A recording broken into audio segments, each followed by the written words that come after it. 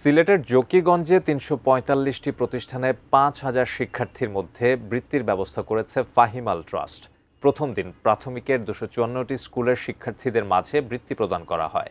শনিবার ৯১টি মাধ্যমিক স্কুলের শিক্ষার্থীদের মাঝে বৃত্তি প্রদান করা হবে। জকিগঞ্জ উপজেলার মৌলভী ছাইর আলী উচ্চ বিদ্যালয়, বারহাল এহিয়া উচ্চ বিদ্যালয়, শাহবাগ উচ্চ বিদ্যালয় ও কলেজ কেন্দ্রে একসাথে পরীক্ষা গ্রহণ করা হয়। গ্রামীণ জনপদে শিক্ষাকে এগিয়ে নিতে ফাহিমাল চৌধুরী ট্রাস্টের এই আয়োজন। শিক্ষাকে এগিয়ে নিতে ট্রাস্টের পক্ষ থেকে জানানো হয়, প্রতিশ্রুতি মতো ২০২৫ সালে অবসরে যাওয়া জকিগঞ্জ ও কানাইঘাট উপজেলার সকল শিক্ষক ও কর্মচারীকে ৫০,০০০ টাকা করে প্রণোদনা প্রদান করা হবে। আপনাদের সকলকে ধন্যবাদ জানাচ্ছি। ফাহিমাল চৌধুরী ট্রাস্ট মেধাবৃত্তি পরীক্ষা ২০২৫ আর ৩টি কেন্দ্রে এবছর পরীক্ষা অনুষ্ঠিত হচ্ছে। আমাদের এই 3টি কেন্দ্রে 2টা স্তর রয়েছে, প্রাথমিক স্তর এবং মাধ্যমিক স্তর।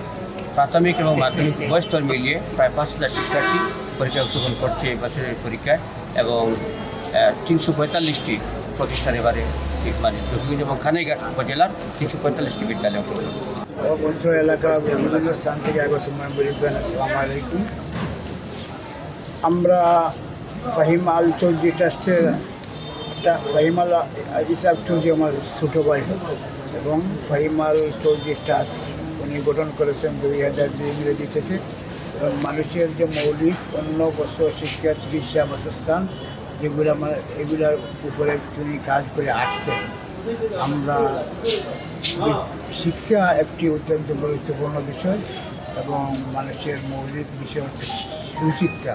তাই শিক্ষার জন্য আমরা যে ট্রাস্টের মাধ্যমে আমরা চলতি বছর ৫,০০০ শিক্ষার্থী অংশগ্রহণ করেছে।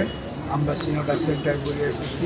শিক্ষার্থী এবং তাদের অভিভাবক, মা বাবা, শিক্ষক অত্যন্ত আনন্দিত এবং সুষ্ঠুভাবে এই শিক্ষা বৃত্তি পরীক্ষা চলতেছে। বাচ্চারাও আনন্দিত। ইনশাল্লাহ সুষ্ঠুভাবে পরীক্ষা সম্পন্ন হবে।